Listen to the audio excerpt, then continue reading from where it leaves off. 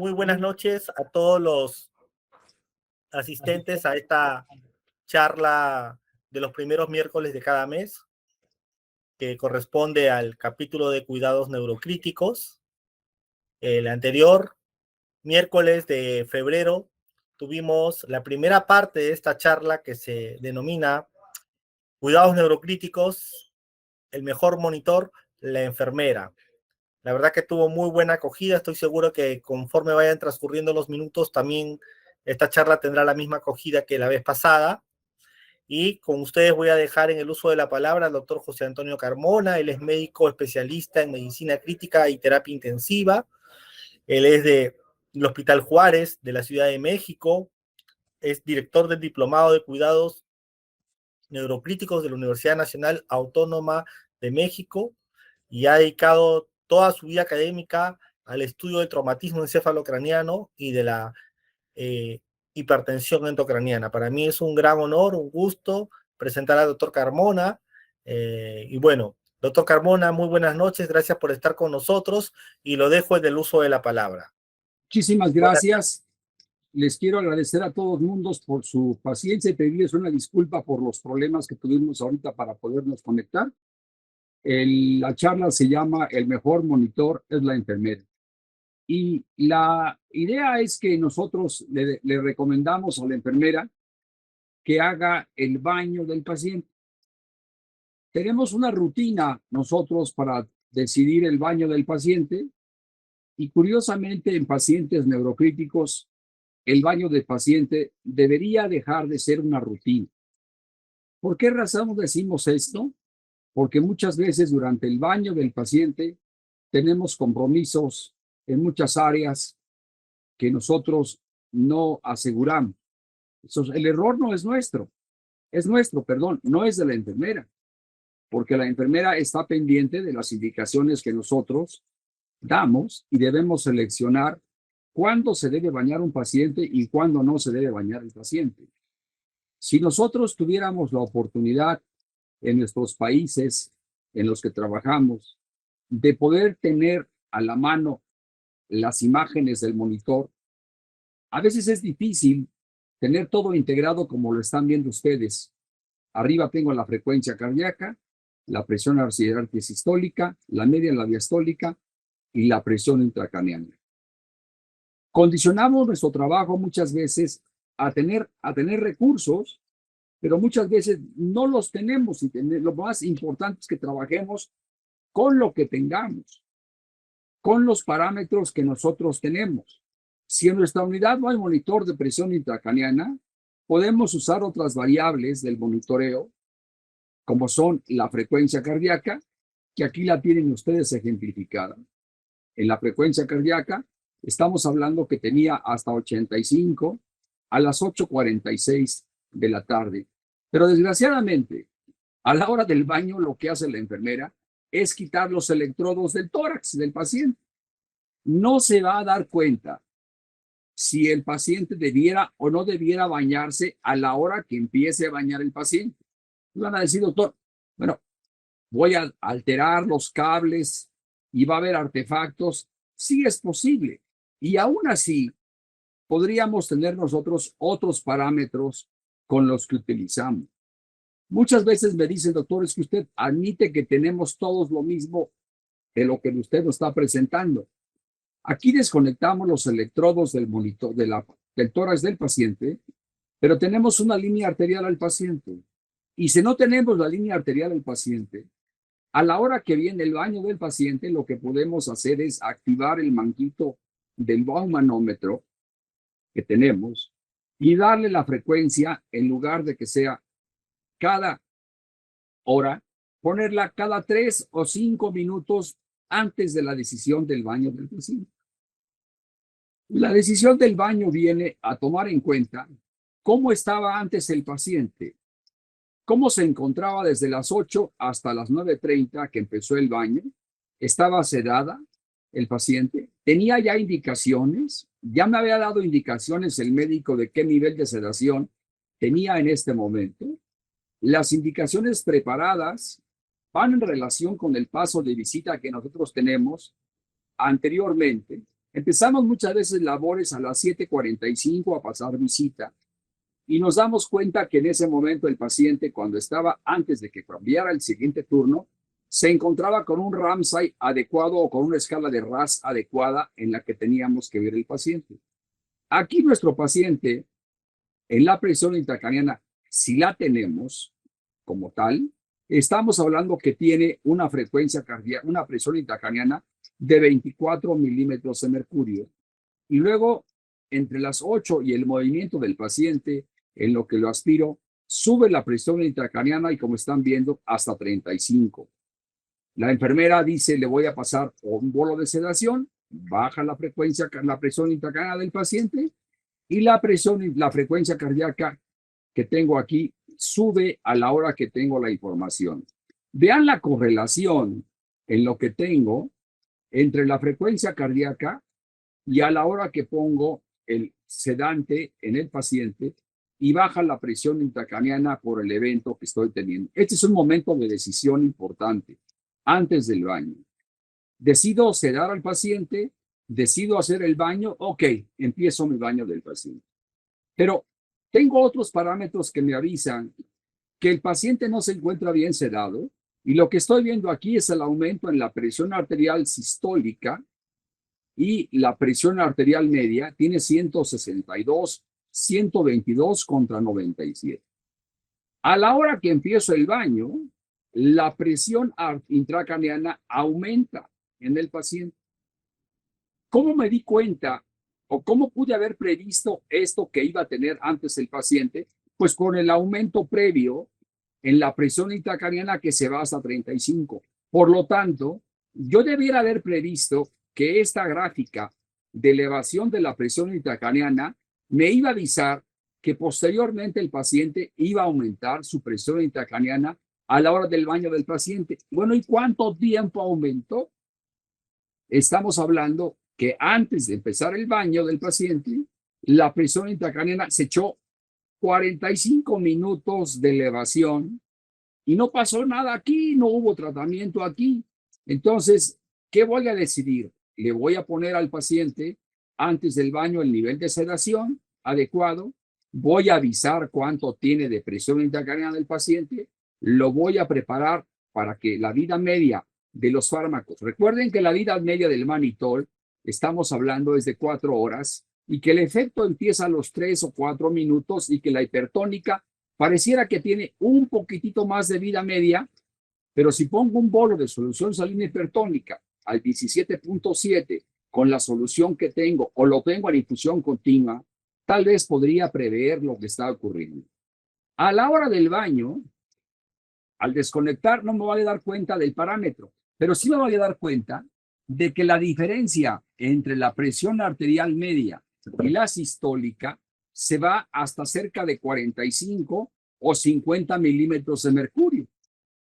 Al aumentar esta diferencia entre las dos, me está hablando de que el paciente tiene actividad simpática y las resistencias vasculares se incrementan y esto se asocia inmediatamente por cambios en el tono vascular sistémico con aumento en la frecuencia cardíaca, en la presión intracraniana que tengo aquí y continúa el evento hasta por casi más tiempo. A la hora de que empiece el baño, lo que tengo que darme cuenta en la pantalla del monitor es qué está pasando. Y en ese momento aviso a mi médico, ¿sí? No voy a titubear para practicar el baño. ¿Qué le propondrías al médico como enfermera? ¿Lo sedas o suspendes el baño del paciente? Y decides no bañarlo en ese momento hasta que esté bien sedado y que tengamos la idea bien. Esto se llama complacencia cerebral limítrofe. Y lo que hacemos es darnos cuenta con maniobras hasta cuánto se va a subir la frecuencia cardíaca, si aquí la tuviera, o hasta cuánto se va a subir la presión arterial media, o hasta cuánto va a aumentar la presión intracraniana. Eventos previos de hipertensión endocraniana, antes de maniobras, me avisan que cuando viene el evento posterior, voy a tener mucho mayor actividad simpática de lo que está teniendo el paciente. Entonces, ¿hasta cuánto subió la presión intracraniana? Estamos hablando, se fue hasta casi 45 milímetros de mercurio en lo que va subiendo. Coincidentemente aumentan la presión, la frecuencia cardíaca, si la tuviera, pudiera ser, pero aumenta también la presión arterial sistólica. Si yo no tengo monitor de presión intracraniana, me puedo dar cuenta, si pudiera yo tener, decir, lo voy a bañar, le voy a hacer una vaina al paciente. Aquí la problemática de la vaina del nervio óptico es que no responde tan rápido en el paciente. Se queda muchas veces atrás en la información de lo que me está diciendo. No hay cambios tan rápidos, bruscos, que puedan decir que el líquido cefalorraquídeo que se mete entre las paredes de la vaina me va a dar la información con la vaina que lo que pueda hacer. Mejor es el monitoreo de la presión intracraniana. El éxito de tratar a un paciente en terapia intensiva neurocrítica radica fundamentalmente en evitar estos eventos. Y luego hay eventos posteriores. Vean aquí cómo otra vez aumenta la presión arterial sistólica en relación directa con lo que aumenta la presión intracraniana. La relación entre la sistólica aumentada contra la presión intracraniana me está diciendo que en ese momento el paciente está haciendo eventos de congestión venosa cerebral y que el tono vascular que se encuentra en algunas zonas afectadas del cerebro, no en todas, ¿sí? Porque si persistiera notablemente el tono vascular hacia arriba, los dos trazos de la presión arterial media y la sistólica me estarían diciendo de que el paciente tiene problemas de autorregulación vascular cerebral.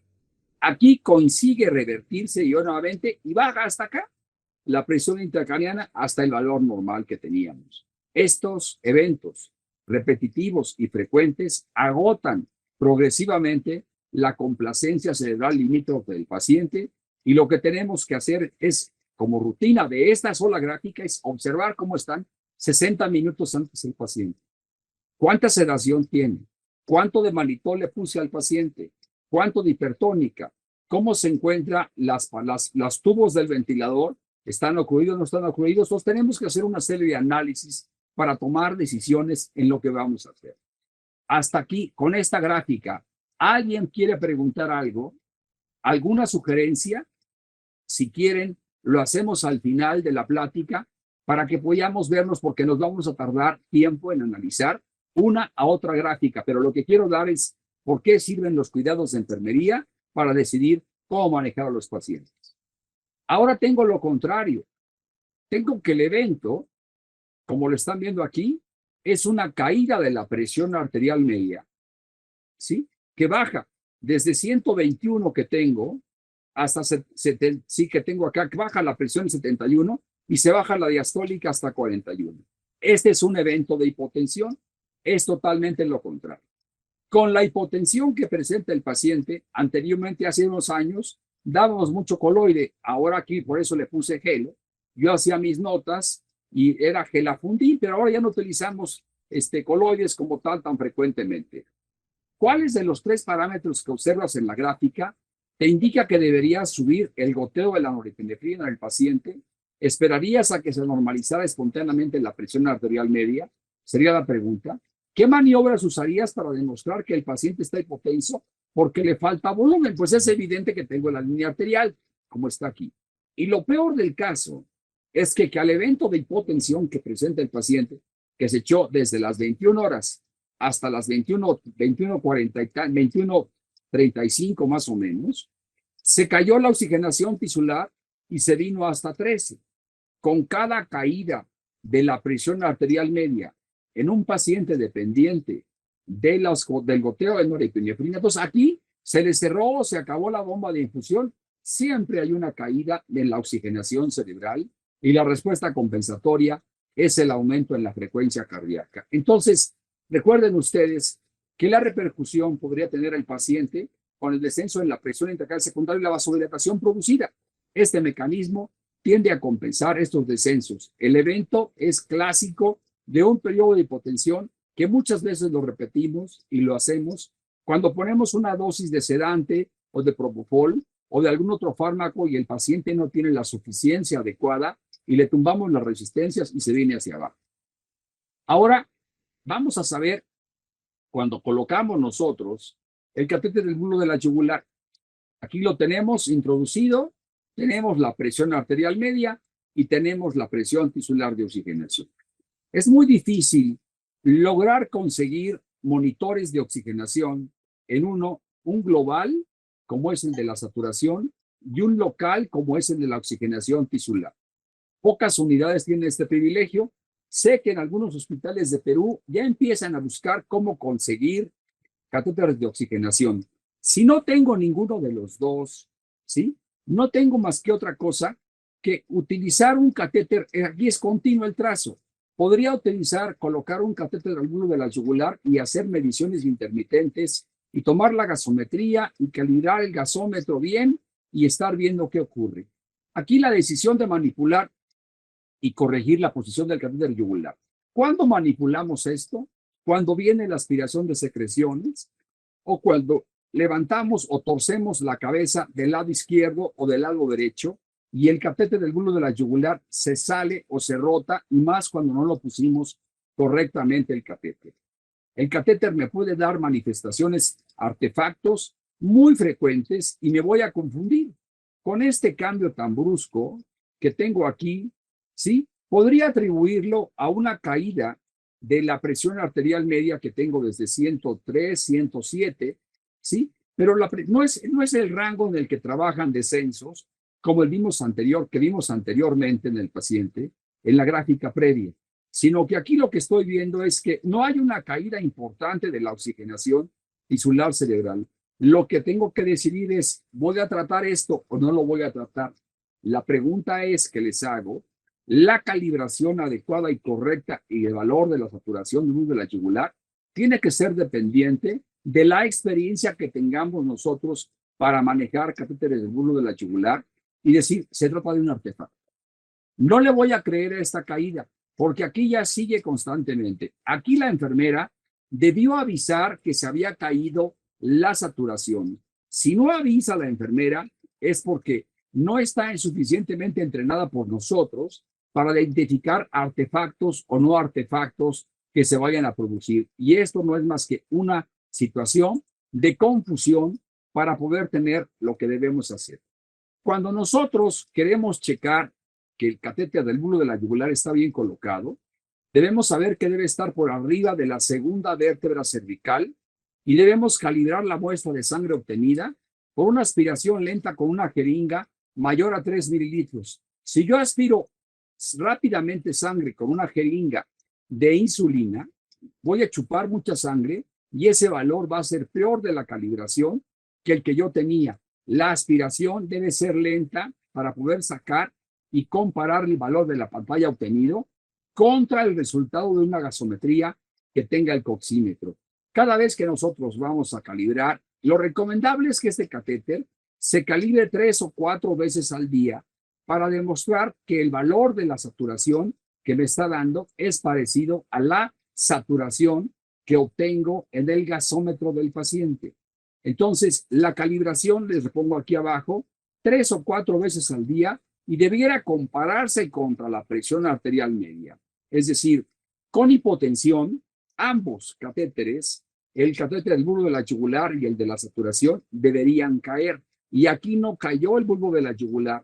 Por lo tanto, el valor de la saturación pareciera ser que no es tan confiable al tener relaciones. Si ya la calibré después y digo que está correctamente puesto, entonces aquí viene la decisión terapéutica del médico para poder decir y buscar el algoritmo de qué va a hacer. ¿Se debe a anemia? ¿Se debe a un periodo de isquemia en el paciente? Pero aquí me falta un parámetro. Me falta la presión intracraniana para poder decidir qué hacer si este valor ya está corregido aceptablemente. Yo podría, con esta gráfica, sacar que fue una manipulación del catéter, pero tengo que saber que tengo la presión intracraniana también, que me puede alterar la oxigenación cerebral de oxígeno local, porque este es global. Entonces yo tendría que tener la presión intracraniana, tendría que checar el CO2 expirado del paciente o la gasometría del CO2 para poder decidir si esto fue secundario e hiperventilación. Como ven, esta suerte de poder monitorizar a los pacientes en forma aceptable nos abre total la imagen de lo que podemos atender a los pacientes. Si no lo hacemos de esa manera, tendremos problemas. Esta es la gráfica en la que terminamos la gráfica la vez pasada. Aquí, María, de 18 años, se cayó de la patineta y tuvo un hematoma subdural de 1 centímetro de grosor. Esto implica deterioro del paciente y cisternas de la base comprimida. Riesgo de herniación en el paciente importante. Y como les digo aquí, son detalles los que tenemos que avisar. La enfermera lista le dijo al médico, oiga doctor, me preocupa mucho que la presión intracraneana esté en 30 y tantos milímetros de mercurio. ¿Qué le parece si buscamos cuál es la mejor posición de la mandíbula y de la mejor posición del cuello? Es decir, la mandíbula hace un ángulo que se cierra contra el cuello. En los pacientes cambia ese ángulo. Pacientes obesos tienen un ángulo menor de cuello corto o pacientes tienen el cuello largo. Yo tengo que buscar cuál es la mejor posición para que la presión intracraneana llegue. Cuando el paciente llega a terapia intensiva, lo que me interesa es conocerlo. Y voy a rotar la cabeza del lado izquierdo o del lado derecho si es que ya trae presión intracraneana el paciente. Y si no, lo voy a poner y lo voy a rotar del lado izquierdo o del lado derecho. Le voy a flexionar la cabeza hacia adelante, le voy a flexionar la cabeza hacia atrás y voy a ver cuánto baja o cuánto sube la presión intracraneana. Lo voy a poner a 40 grados, a 30 grados o a 15 grados y lo voy a poner hacia abajo en total posición plana. Y voy a buscar cuál es el mejor ángulo de drenaje de las venas yugulares. Aquí la enfermera lista, doctor, mire, no se espante, le dijo al médico. Le levanté la cama a 30 grados y fácilmente de 30 bajó hasta 11. Ya el médico ya estaba calentándole que le iba a poner manitol al paciente y que tenía las cosas diferentes. Aquí lo interesante es que el paciente tenía un hematoma en el cuello. Peor tantito cuando teníamos hematomas en el cuello que no va a drenar adecuadamente. La enfermera lista le colocó al paciente un cojín debajo del cuello y además le puso un collarín apretado y además buscó el mejor ángulo mandibular con respecto al eje cervical. ¿Qué más podría hacer la enfermera? Estar buscando el CO2 del paciente en la oxigenación para saber si esto fue la causa principal, pero disminuyó la presión intracraneana y ya cambió de 30 grados y cambió a la posición diferente, le levantó la cabeza y cambió completamente la evolución del paciente. Igual acá sucede lo mismo cuando lo tengo de decúbito dorsal y lo pongo a semifolder. Cambia a 30 grados. Cada línea que tenemos aquí representa 10 milímetros de mercurio. Vamos a identificar la caída con el ángulo de 30 grados. Pues cayó, estamos hablando que cayó casi 20 milímetros de mercurio en lo que estamos viendo con la posición de semifolder. Pero ahora viene lo contrario. Si el camillero llega y les dice a ustedes, le voy a bajar la cama, pero el paciente estaba en posición de acostado y lo voy a sentar y vean cómo completamente a la hora de que lo sientan al paciente, cómo se induce una onda plató.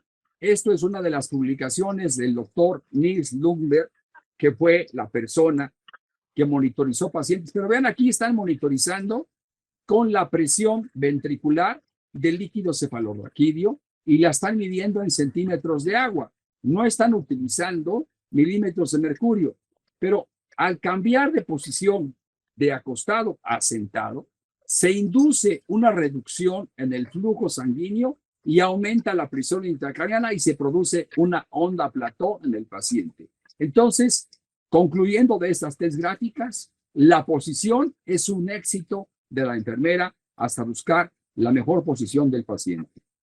Ahora la siguiente pregunta que les hago. Así con toda sinceridad, ¿debió haberse bañado este paciente? ¿Qué protocolo podrías definir para establecer el baño necesario de un paciente? ¿Qué trastornos metabólicos se presentaron durante el baño? ¿Cuál de los monitores representó más el daño? ¿Se dan cuenta que aquí la presión intracraneana se va hasta arriba y estamos hablando que aquí tiene 56 milímetros de mercurio y a la hora del baño con este 56 se viene abajo la oxigenación tisular cerebral? Este es el mejor parámetro y estamos hablando que todavía aquí se defiende el cerebro. lo detecta en 20 y tantos milímetros de mercurio. No es tan bajo como lo que podríamos observar por abajo de 22 y que se viene a 15, ¿sí? Y aquí la saturación tampoco tiene cambios importantes, como estamos viendo durante todo este tiempo que está marcado con la flecha. El hecho es que el cerebro puede en algunos momentos tolerar o no tolerar cambios bruscos en la presión intracraniana, como estamos viendo que aquí no desciende notablemente por abajo del umbral de 20 milímetros de mercurio, sino va en una forma descendiente que lo hace paulatinamente y el cerebro alcanza a tolerar presiones intracranianas hasta de 47. No sabemos, nuestro cerebro, cómo va a hacer, cómo va a tolerar. Mande. ¿Me escucharon? ¿Una pregunta? Ok, continúo. Entonces, ahora vamos a la siguiente pregunta. ¿Cuánto tiempo es la vida media de un catéter de presión intracraneal? Habitualmente se dice que deben ser 5 días cuando esté un catéter dentro del cerebro. Cuando nosotros tenemos un catéter adentro del cerebro, alrededor del catéter se forma una banda, sí, de inflamación. Aquí se acumulan glóbulos blancos y hay una porción tomada de este pequeño corte que se llama pignosis. Esta zona de edema que se forma alrededor del catéter me está haciendo ver que el tiempo de duración de un catéter no debe ser de más de 5 días. ¿Por qué? Porque ya no está registrando lo que debiera registrar en cuanto a las presiones, independientemente del catéter, la marca, el tipo de catéter que sea, siempre se produce una reacción inflamatoria alrededor del catéter. ¿Cómo lo demostramos nosotros? Lo demostramos de esta manera. Aquí dice el catéter camino viejo y aquí el catéter camino nuevo, ¿sí? Aquí estamos midiendo también el oxígeno, pero vean que aquí ya no hay medición del oxígeno. ¿Por qué razón? Pues porque ya pusimos el catéter nuevo de oxigenación en el sitio junto con el catéter camino. El catéter camino tenía otras mediciones diferentes de las que tuvo el catéter nuevo. La presión intracraneana estaba más alta de lo que habíamos representado. Aquí estaba en 20 y va subiendo la presión en lo que tengo acá, pero está más alta cuando pongo un catéter nuevo. Por lo tanto, la información que me va a quitar la incertidumbre es tomar el tiempo de duración 5 días más o menos para poder decir que ya voy a insertar otro catéter y no guiarse por un valor irreal para la presión intracraneana, sugiere tomar con reserva los datos anteriores y utilizar la información del catéter camino. Por lo tanto, lo mejor sería recolocar el catéter en otro sitio si la tomografía nos indica daño presente. Quien va a decidir cuánto tiempo voy a monitorizar al paciente va a ser mi exploración clínica, la evolución de las cisternas silvianas del paciente. Si ya se empiezan a apresar las cisternas silvianas, si empieza a descongestionarse el cerebro y el síndrome de regeneración posible que pudiera tener y las cisternas perimesencefálicas o la crural o la ambies ya se encuentran abiertas, yo podría decir, retiro el monitor y voy adelante al seguir el paso como pueda seguirlo. Suspender la sedación para poder decidir, le voy a poner un catéter viejo, un catéter nuevo al viejo, tampoco no es muy útil, porque lo que quiero es documentar que el catéter ya tiene 5 días. Lo más importante es tomar en cuenta el tiempo de evolución en lo que se produce por estudios histológicos realizados. Vamos a ver otro cambio de posición. Cuando aprimo yugulares, lo que me estoy dando cuenta es cómo aumenta la presión intracraneana. Muchas veces cuando aprimo yugulares, puedo hacer una prueba de autorregulación vascular cerebral, pero eso es motivo para hablar en otra plática. Ahorita lo que estoy viendo es cómo aumenta, cómo sube cuando comprime y cuando descomprime el paciente. Ahora la siguiente pregunta, el siguiente caso. Aquí hubo una molestia del jefe de servicio. El jefe de servicio llegó muy molesto a llamar la atención a los médicos y a la enfermera que se fueron a llevar al paciente al traslado. ¿Por qué? Pues porque el médico no se llevó el tanque de oxígeno completamente lleno. Se le acabó el tanque. Aquí está el traslado. Empiecen a ver lo que son los parámetros. Presión tisular de oxigenación, presión arterial sistólica, diastólica y la presión intracraneal. Llegaron con la camilla a conectar al paciente a la toma de oxígeno de la sala de rayos X. Y lo que es peor, no llevaban las baterías cargadas del monitor de presión intracraneal. Hay monitores que tienen la capacidad de tener una vida media de 3 a 4 horas cuando ustedes dejan cargado el monitor. Por eso el monitor les permite hacer el traslado. Si no tienen la costumbre de saber cuánto tiempo de batería tiene el monitor, es porque no han cargado sus monitores en las baterías para poderse ver qué está pasando. Cuando el paciente regresó del viaje que se llevó a terapia intensiva, ¿quién sabe qué pasó con la presión intracraneana? No hay registro. Pero cuando regresó el paciente, la presión intracraneana estaba en casi 80 milímetros de mercurio. Y a la hora que para bajar esta presión intracraneana, lo más importante en este momento con esa elevación tan brusca por estos errores de no llevarse el tanque de oxigenación y acabarse probablemente el oxígeno y el paciente ponerse mal, en este momento, lo que se hace es hiperventilar al paciente, desconectar al paciente del ventilador, conectar un ambú, conectar el ambú a la toma de oxígeno, darle 2 o 3 inspiraciones frecuentes, tal vez 10, para que baje la presión intracraneana y disminuya hasta 11 milímetros de mercurio. Recuerden que la vida del paciente depende de ustedes.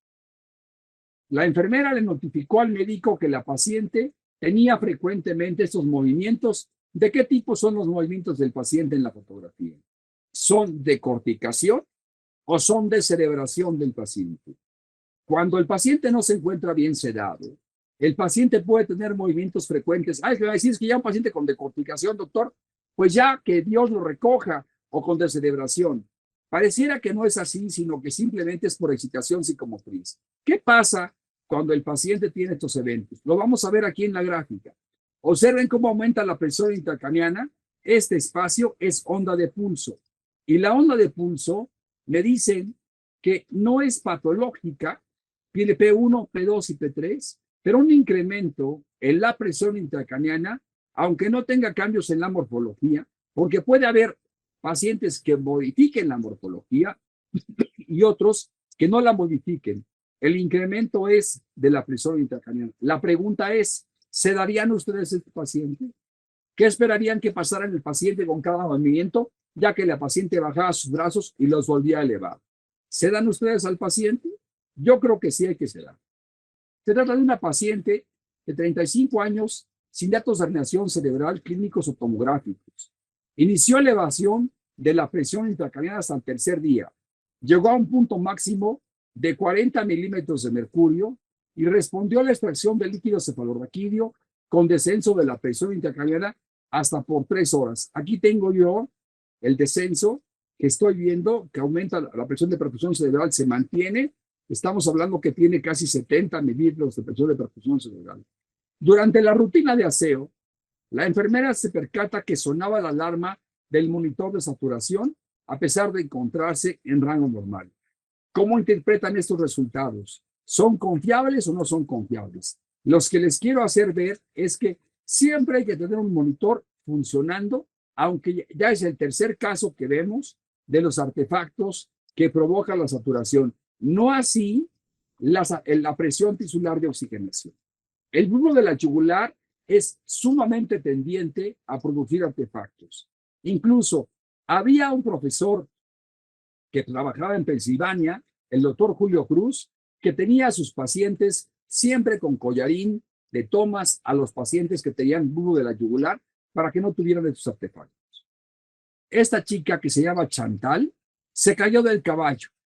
Llegó a un Glasgow de 8 puntos y con un neumotórax del lado izquierdo. Veamos la gráfica. Tenemos 30 y se viene hasta abajo la oxigenación. Y son las 3:15 hasta las 4 y ya rebasó el umbral de isquemia. Esto no es agradable, esto es deteriorante y la saturación del bulbo de la yugular se mantiene sin reportar absolutamente y la pulsoximetría, vean cuánto, de 99 que tiene de saturación en el pulsoxímetro, se viene la saturación hasta 93 de saturación. Es que, doctor, usted me avisó cuando yo estaba que con 90 era suficiente, pero aquí no para el cerebro. El cerebro se mantiene de otra forma diferente. Si yo observo caídas en la saturación, en la pulsoximetría, el cerebro puede sufrir en el paciente. ¿Y por qué más sufre un paciente? Pues porque se le había colocado una pleurostomía, sí, al paciente. Más tarde se tomó una placa de control y en la punta de la sonda estaba doblada y estaba dirigida hacia abajo. 3 costillas por abajo del sitio de inserción. Un paciente con riesgo en la oxigenación cerebral, en la oxigenación sistémica, es más tendiente a producir caídas en la saturación, pulsoximetría, y en el bulbo de la yugular no nos refleja lo que está pasando, pero sí nos lo refleja la presión tisular de oxigenación. ¿Qué podría hacer la enfermera en forma inmediata para mejorar la hipoxia tisular? Lo más rápido para mejorar esto sería aumentar el FiO2 del paciente, aun poniéndolo a 100%, para que venga el médico a recolocar ese tubo que está doblado, que no está sacando el neumotórax que tenía la paciente. Entonces, esta pregunta es fácil, es evidente lo que está pasando en el paciente, pero quien me manda mucho es el observar que basta una caída de la pulsoximetría más en pacientes con riesgo de lo que está teniendo. El paciente se encontraba con ventilación mecánica con FiO2 al 40. Entonces yo voy, le apachurro al ventilador, le pongo al 100 y espero a que el médico digne el tiempo suficiente para recolocar esa placa. Aquí viene una plática, algo muy interesante. ¿Cuál es la importancia de una línea arterial en terapia intensiva neurológica? Una línea arterial es el mejor parámetro para poder saber lo que le va a pasar al paciente. Si yo no tengo línea arterial porque no puse la dosificación correcta en la bolsa, ¿a qué presión debería estar la bolsa presurizadora? Sabemos que tiene que ser 200 milímetros de mercurio para que esa presión venza a lo que está coteando y me pase 1 mililitro por hora de solución salina con heparina. Calculen la presión de perfusión cerebral y también la mínima. Vamos a calcularla aquí.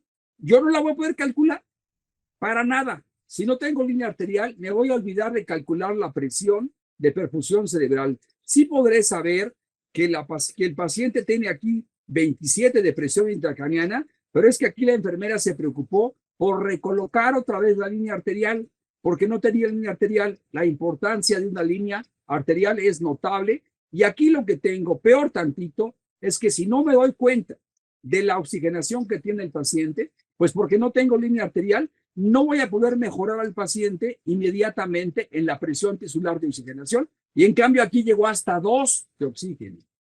Entonces, es notable la importancia de la línea arterial para saber cuánto voy a subir la oxigenación tisular del paciente, qué presión de perfusión cerebral va a tener el paciente y qué presión intracraniana voy a manejar para poder sacar la diferencial entre la presión arterial media y la presión intracraniana. Esto es notable lo que puedo saber, la importancia de una línea arterial.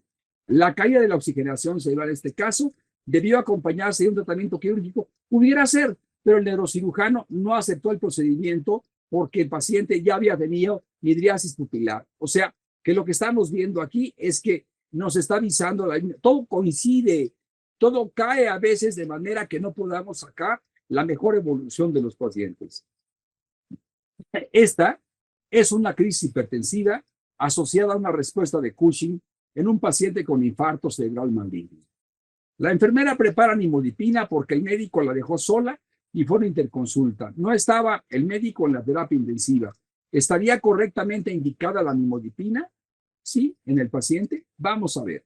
Aquí tenemos nosotros 150 de presión arterial sistólica. Tenemos una saturación elevada que llega hasta el punto en el que estamos viendo, que subió notablemente. Aquí la pregunta es, si yo no tengo la presión intracraniana en este paciente y tengo esta elevación de la saturación del bulbo de la yugular, yo podría asumir que en ese momento el paciente lo que tiene es hiperemia en el cerebro y que eso es deleterio en el paciente también, así como lo es la isquemia del otro lado cuando se baja por abajo de 50 más o menos.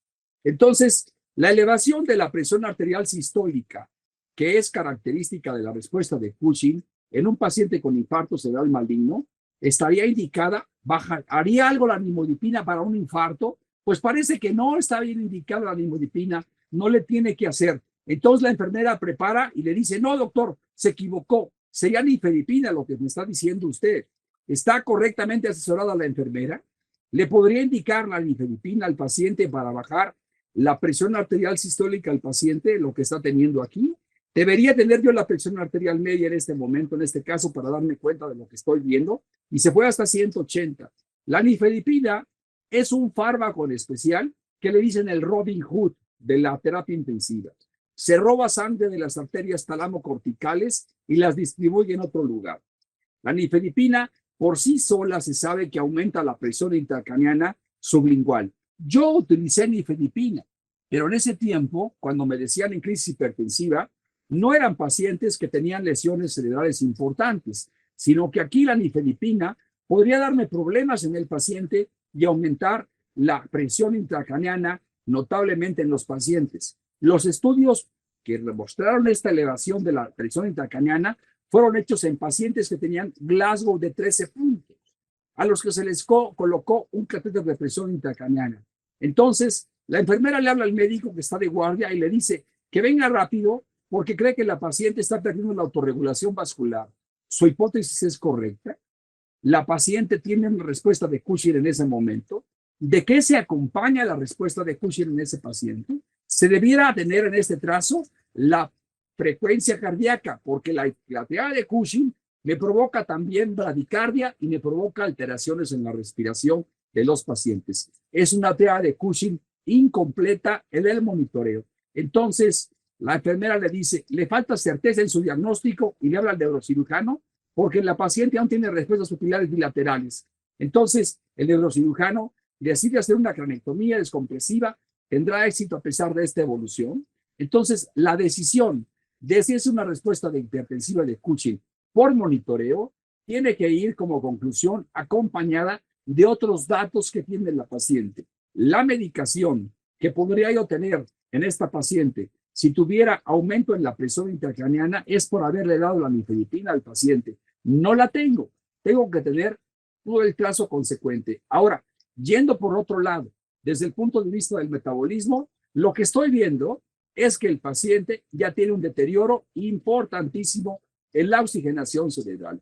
Y lo que me está indicando la gráfica es que con el aumento de la presión arterial sistólica el paciente aumenta la oxigenación, pero no aumenta hasta valores normales, sino aumenta directamente porque hay definitivamente un mayor aporte en la oxigenación con el hecho de tener un aumento de la presión arterial sistólica. Lo que es evidente es el deterioro del paciente, como estamos viendo. Ahora el neurocirujano metió al paciente, ¿sí?, tratar de tener éxito. Sin embargo, el monitoreo que tengo aquí en la oxigenación me está diciendo que ese paciente pudiera ya no tener éxito como está, a pesar de tener las pupilas. El metabolismo le está indicando notablemente cómo puedo saber si un paciente se va a tener éxito o no va a tener éxito con procedimientos quirúrgicos. Doctor, el paciente tiene 0 de oxígeno tisular. ¿Dónde está el oxígeno tisular?, le pregunta el médico. ¿0? Pues sí, porque apenas empezaste a monitorizarlo 15 minutos después, 12 minutos después. No va a tener 0 forzosamente porque no hay monitor de oxígeno y aquí lo estás viendo notablemente. Además, cuando nosotros monitorizamos oxígeno, a la hora que inserto el catéter, la primera hora de la oxigenación no me da valores reales, no me sirve la oxigenación y ahora se le pone un catéter más al paciente de oxigenación como protocolo de investigación y tampoco tiene oxigenación. Ninguno de los dos tiene lo que está teniendo el paciente. Lo que sí me estoy dando cuenta es que la presión de perfusión cerebral está bajísima. Tiene aquí 64 milímetros de mercurio y hay que empezar a ponerle medicamentos al paciente. Sin embargo, me tardé en colocar el oxígeno y no me di cuenta si el descenso en la presión de perfusión cerebral podría repercutir o no en el paciente, pero no tiene oxigenación. Es importante que nosotros le enseñemos a la enfermera cómo se calibra, qué tiene la pantalla del monitor de oxigenación. Cuando lo pusimos el catéter, el valor no va a servir durante las primeras horas el oxígeno. ¿Por qué no sirve?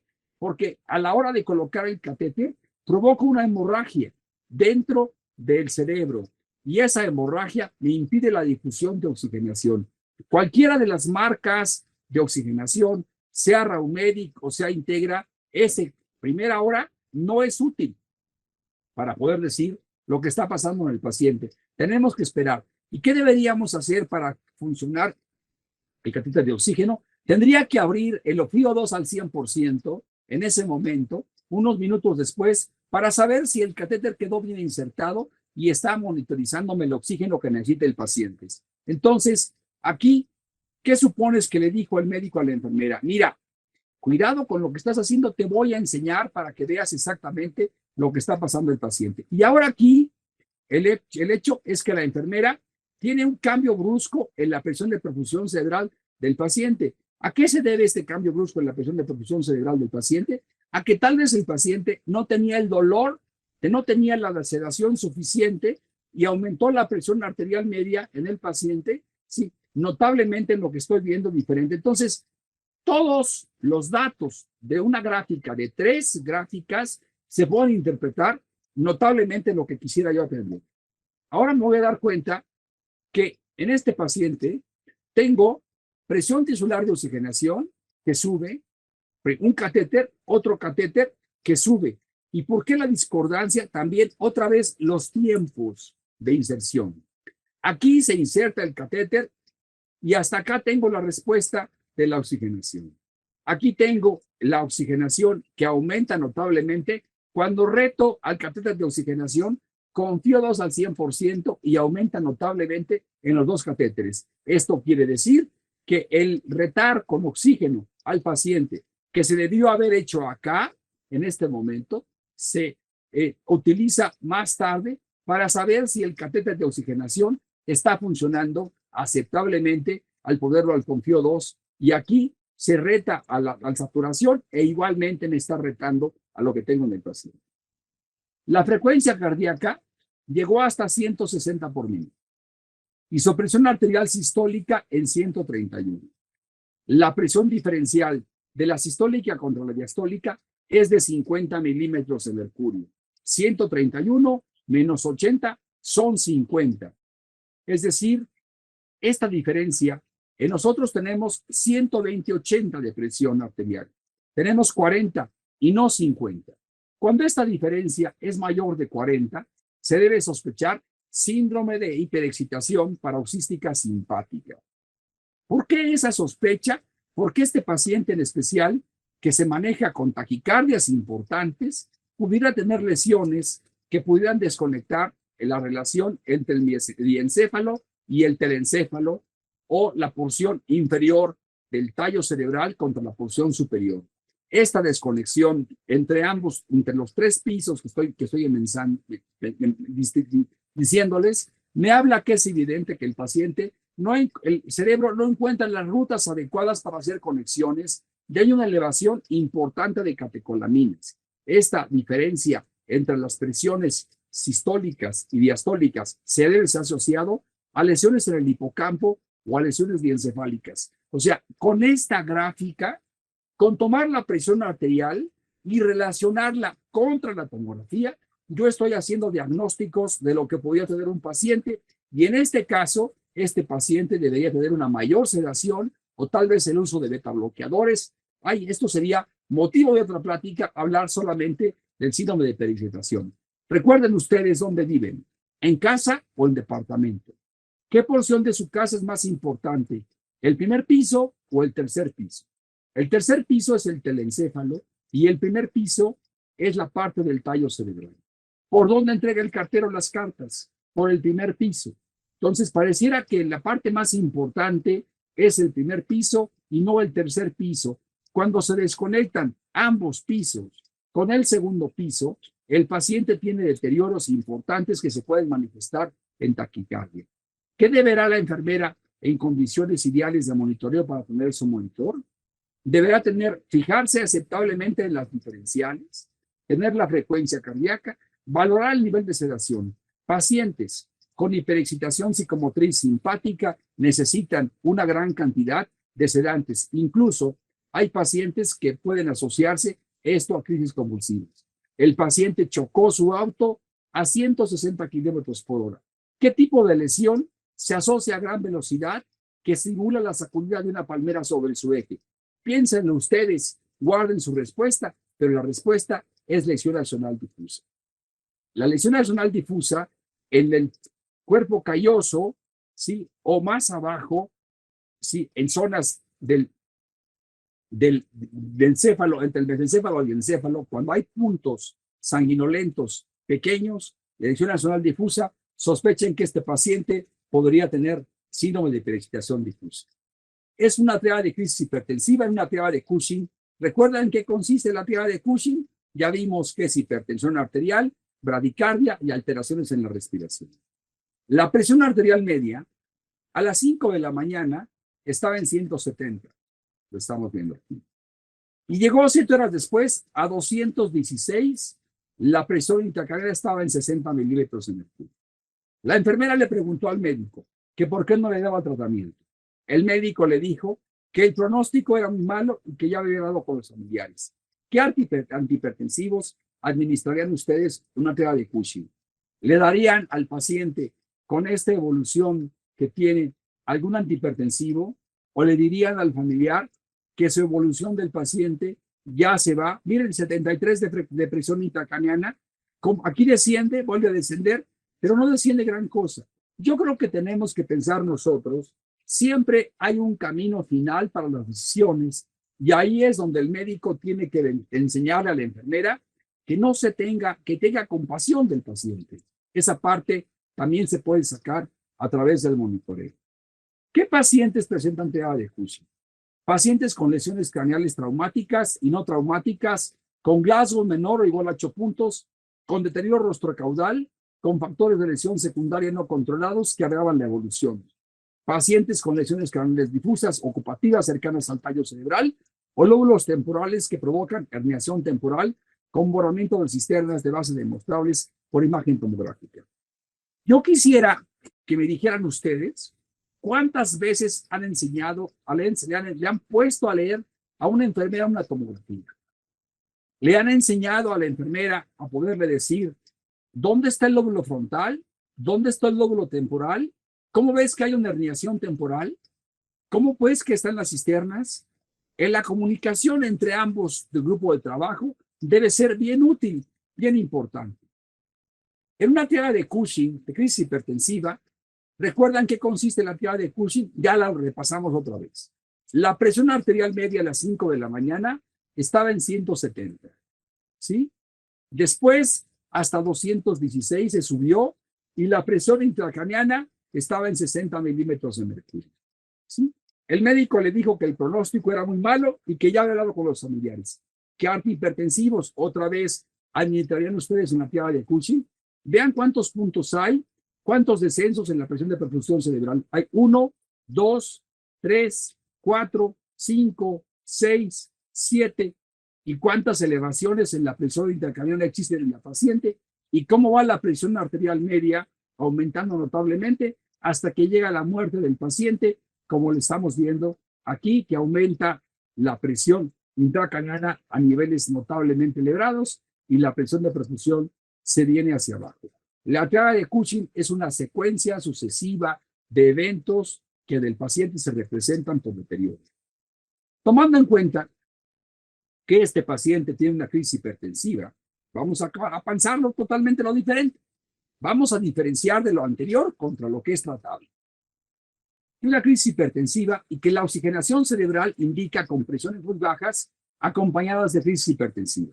Se va hasta 153 la presión arterial sistólica del paciente y en ese momento, con el aumento en la presión arterial sistólica en la media, se arrastra el oxígeno al paciente. En los dos catéteres de oxigenación los está llevando hasta arriba y aquí tenemos del 14 hasta arriba. La pregunta es, ¿cuál es la mejor presión de perfusión cerebral para este paciente? ¿Cuál es la mejor presión arterial sistólica en el paciente? ¿Con qué momento el paciente está teniendo una mejor oxigenación? ¿Sí?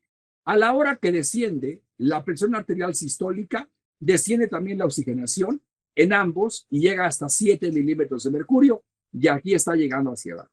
Estas gráficas que les muestro aquí son consecutivas de deterioro en el paciente, es decir, que con una mejor presión arterial sistólica y con una presión de oxigenación en diferentes puntos de oxigenación, diferencia de escasos centímetros, el paciente tiene cambios en la oxigenación que están secundarios a aumento de la presión arterial sistémica y sistólica. Este paciente, en especial, por los deterioros previos y la caída en la oxigenación, estamos hablando que el paciente está teniendo deterioros en la autorregulación vascular cerebral.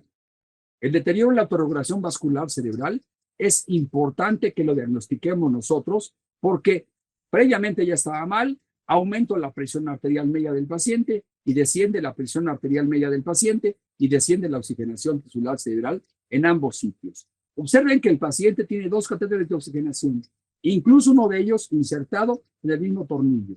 El segundo se insertó con 2 horas de diferencia. ¿Les llama la atención esto? Esto me está hablando de importante deterioro de problemas de autorregulación vascular cerebral. En el protocolo de inserción de 2 catéteres de oxígeno, a nosotros, a mí en especial, me llamó siempre la heterogeneidad. Ay, doctor, pero es que usted tenía dinero suficiente en ese tiempo y podía hacer lo que le indicaban. Sí, estábamos haciendo investigación directamente, cuánto podría tener de diferencia un área del otro del cerebro. El cerebro se comporta heterogéneamente. Hay áreas del cerebro que tienen la oxigenación más alta que otra área diferente. Eso me está diciendo que lo que tengo que yo demostrar es cuánto hay. ¿A qué se debe cada descenso de la oxigenación? Hasta 8 milímetros de mercurio. 1, 2, con 2 catéteres. Cuando hago esto de que desciende notablemente, aquí tengo que pensar por qué disminuyó notablemente. Mi primera pregunta es, ¿estaba el paciente dependiente de catecolaminas, de vasopresores? El descenso brusco de la oxigenación tisular cerebral me indica que la enfermera se tardó en cambiar la bomba de infusión, ¿sí?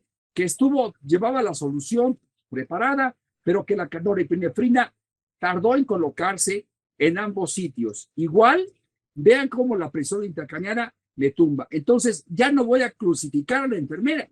Aquí lo que estoy viendo directamente es que el aumento en la presión intracraniana me disminuye la oxigenación. Esta gráfica que tengo es la inversa de esta. Aquí el evento que estoy viendo nosotros es que aumenta la presión intracraniana y me disminuye la oxigenación. Y acá es que al aumentar la presión arterial sistólica, aumenta la oxigenación. Ambos datos son evidentes de deterioro importante en el paciente y no debo crucificar a la enfermera porque se tardó en cambiar la bomba de difusión, sino que es directamente un evento de la presión intracraniana y que mi paciente se encuentra con importante deterioro. Sí, aquí tengo 16 milímetros de mercurio. El nivel basal de oxigenación en el paciente y las caídas bruscas me hablan de pérdida de autorregulación vascular cerebral y eso lo puedo sospechar directamente por las pupilas clínicamente o por las alteraciones en la tomografía del paciente. Cuando un paciente tiene cambios importantes en la oxigenación tisular y son dependientes de los cambios en la presión intracraniana o cambios en la presión arterial sistólica, yo sospecho que ese paciente tiene problemas en los datos de herniación cerebral. Así se comporta la lectura del monitoreo cuando tengo la posibilidad de poder monitorear. ¿Cuál es el momento de mayor riesgo para que haya descenso de la oxigenación? El aumento en la presión intracraniana. Este evento deteriora aún más al cerebro cuando la enfermera se tarda o se le olvida cambiar algo que usa todos los días y debe dejar preparada la solución con anterioridad. Lo más importante es que aquí estamos determinando que el paciente ya tiene un mal pronóstico. Otra vez hablamos sobre la heterogeneidad del cerebro. Estamos viendo que tenemos 2 catéteres de oxigenación. ¿De qué me sirve la heterogeneidad? La heterogeneidad es un mecanismo de protección al cerebro. Si yo levanto el brazo, en ese momento, a la hora que levanté el brazo, tengo más flujo en un área que en otra área. ¿Sí? Cuando la heterogeneidad se pierde, estoy hablando, como lo vi en esta gráfica, aquí se perdió la heterogeneidad del paciente. La heterogeneidad me está diciendo de que el paciente se encuentra correctamente funcionando su cerebro. Y aquí lo que hice fue poner oxígeno al 100%. La medición del oxígeno al 100% se llama reactividad del oxígeno. El cerebro, que responden. Miren hasta cuánto llegó la oxigenación, hasta 160. Y en cambio en este sitio se encuentra en 20. Es el mismo paciente. La heterogeneidad es un mecanismo de protección cerebral que tenemos nosotros para compensar el flujo que necesitamos. A través del monitoreo me puedo dar cuenta si voy perdiendo la heterogeneidad y ese paciente al perder la heterogeneidad, hay muy poco escrito sobre cómo medir la heterogeneidad. El monitoreo me tiene que guiar hasta dónde puedo saber más de lo que puedo documentar. Yo quisiera a los médicos que se encuentran escuchándome, si me quisieran ayudar a estudiar mi base de datos para poder demostrar la heterogeneidad. Si a alguien se le ocurre decir, doctor, yo me aviento a perder el tiempo con usted y le voy a meter a estudiar su base de datos para que podamos demostrar que la heterogeneidad es un mecanismo de monitoreo.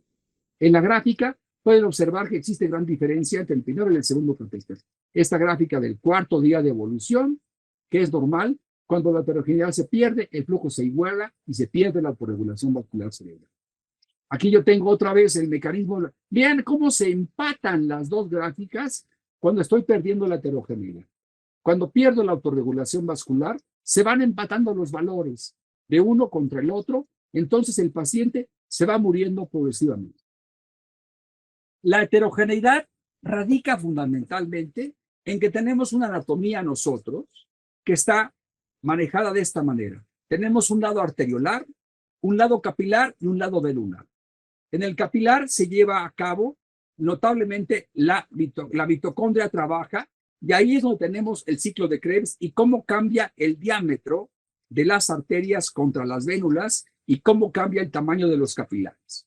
¿Dónde podemos gobernar y estudiar nosotros lo que está pasando con los capilares?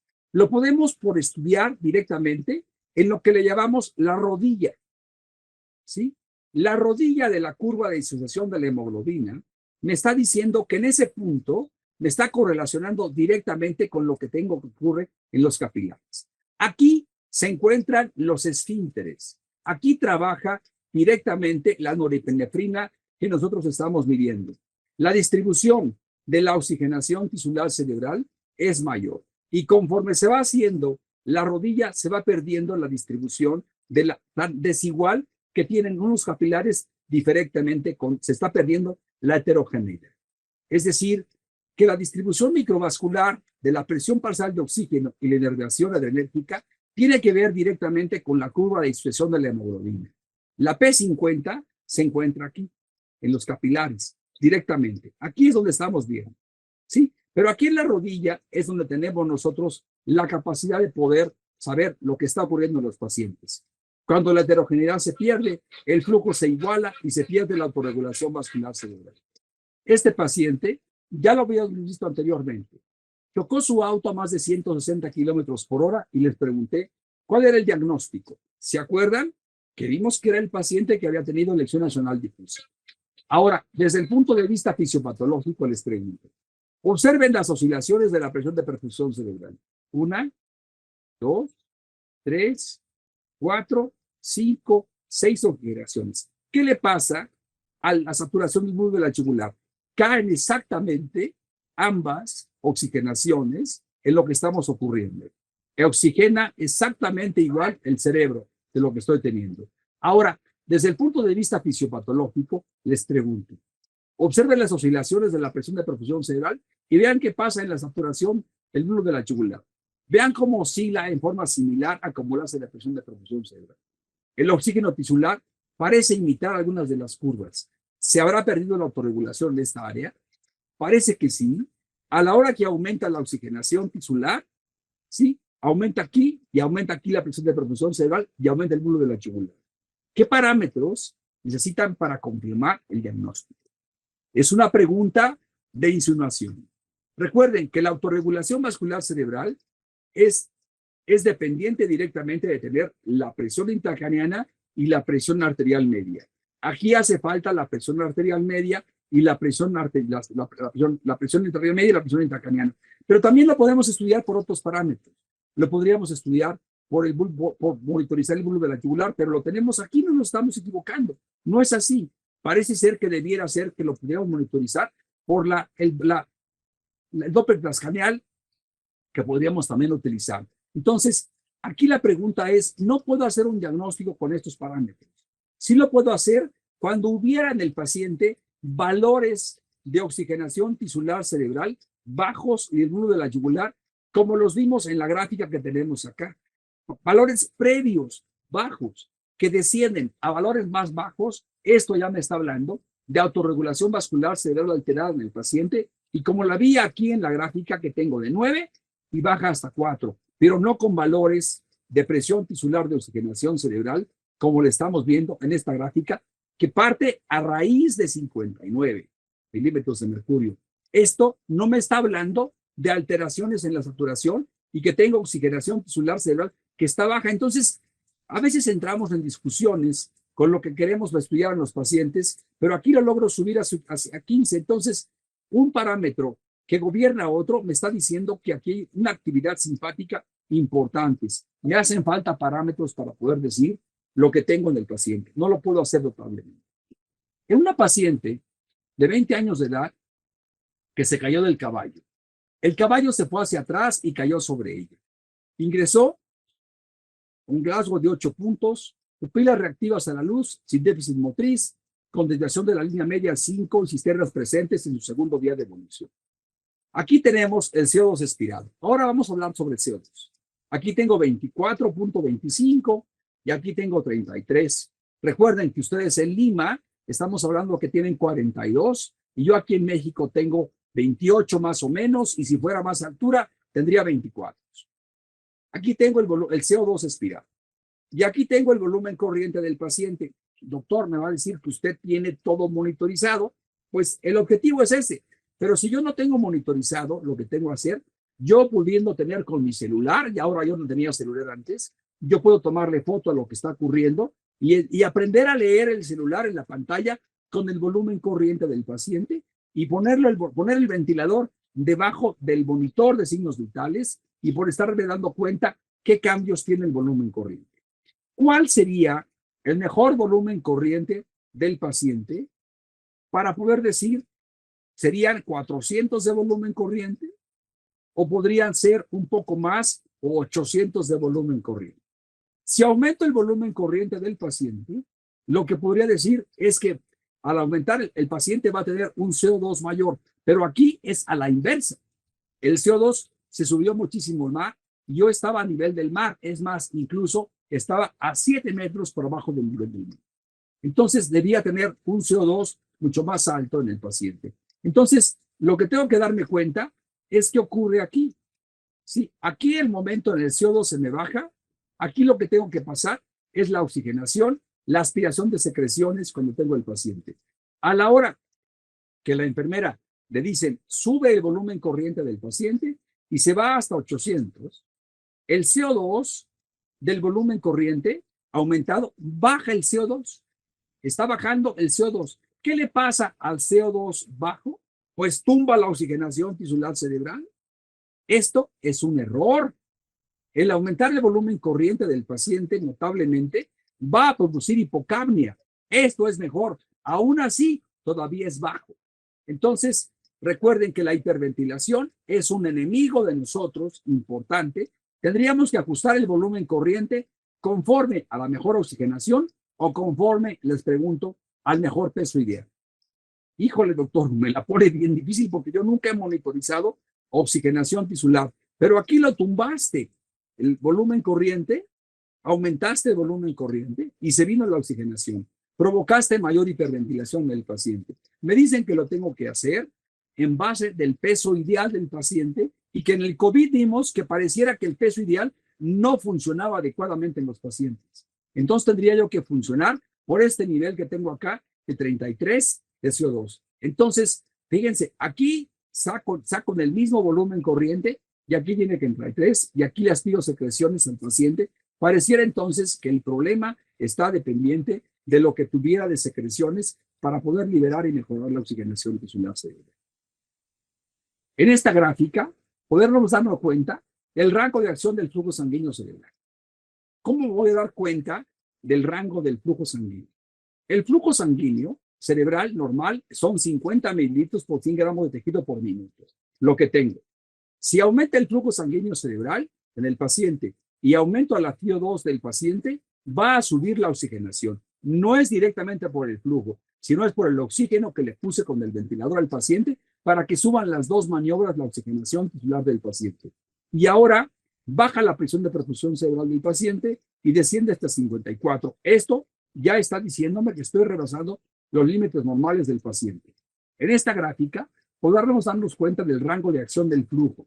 La presión de perfusión cerebral cayó desde 86 hasta 53. Esta es la que me está diciendo directamente la relación, no estas dos, no la oxigenación, el bulbo de la yugular, sino quien me está gobernando directamente es la presión de perfusión cerebral, la que me está dando la acción directamente de lo que tengo, porque el flujo sanguíneo cerebral va en la gráfica que nos demuestra que entre 50 y 150 se gobierna el flujo sanguíneo cerebral.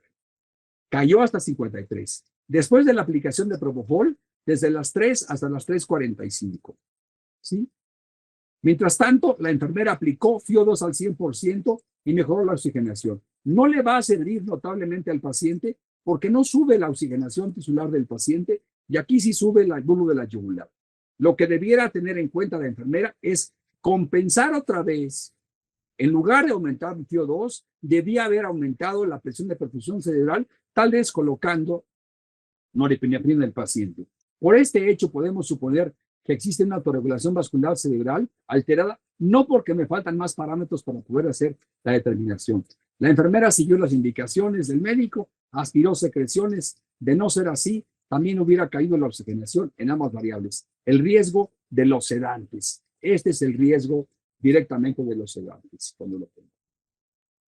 Vamos a ver cómo se muere un paciente o cómo mejora un paciente. Aquí vamos a ver lo que puedo estar viendo. Aquí tengo la presión de perfusión cerebral y aquí tengo la presión intracraneal.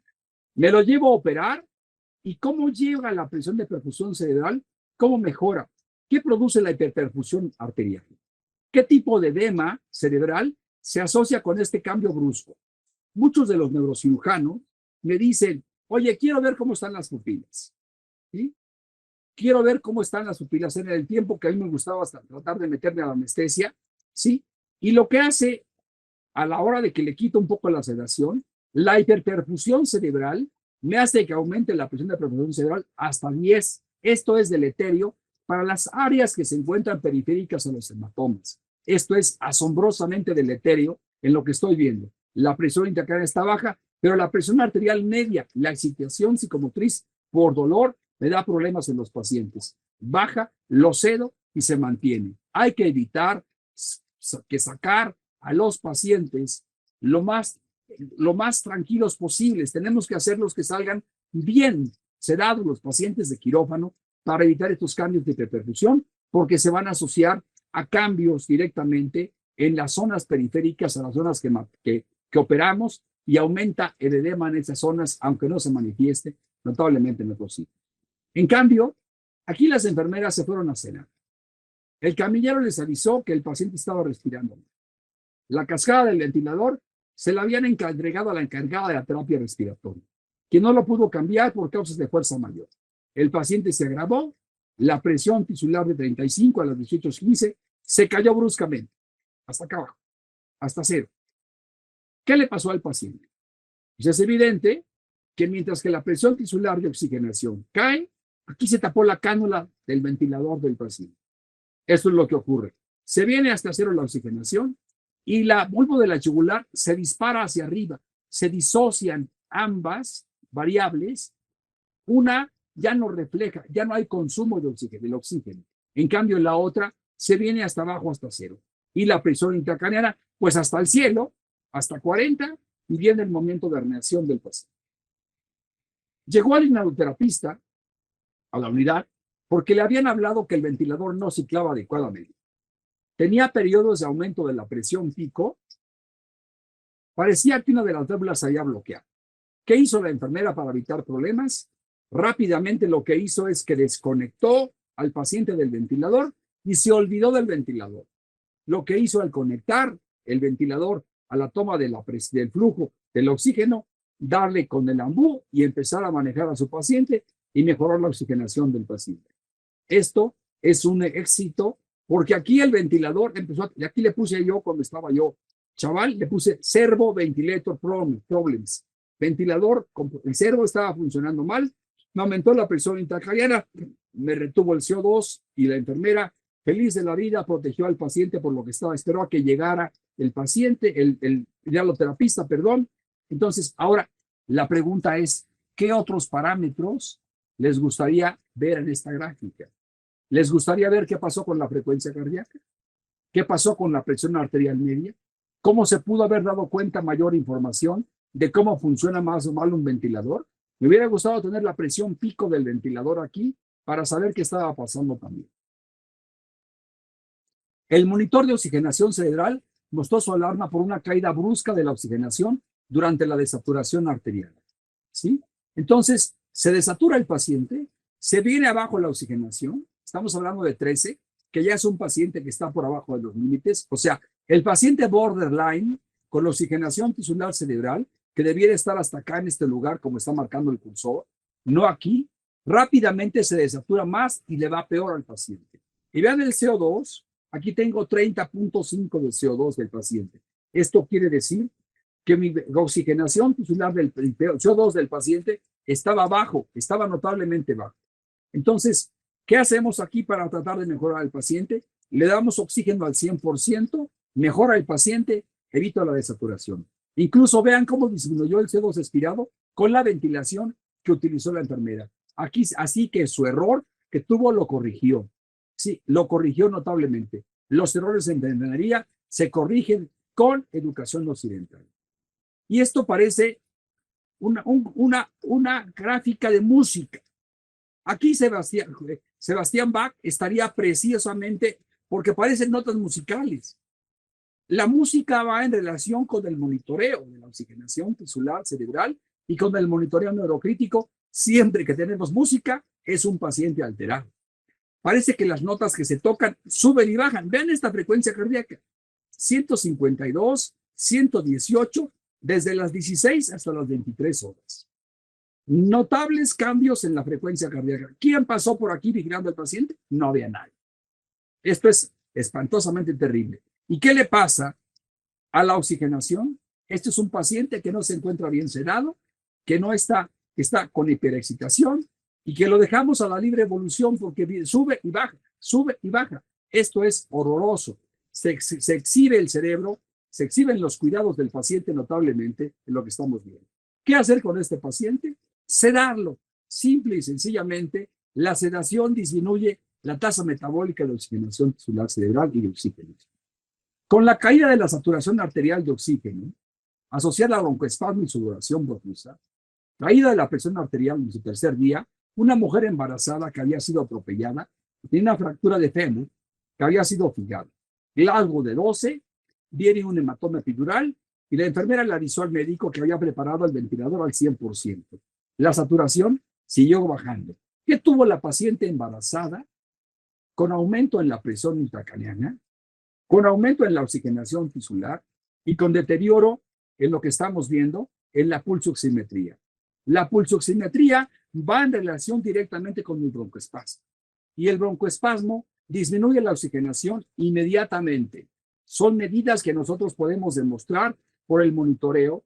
Cómo hay broncoespasmo, sudoración, caída, esto lo que me está diciendo es que la paciente tuvo un acentuado problema y que pudo haber tenido tromboembolia pulmonar, datos de que se acentuó la paciente en lo que tenía con deterioro, sí, por una embolia grasa producida por las fracturas que tenía el paciente.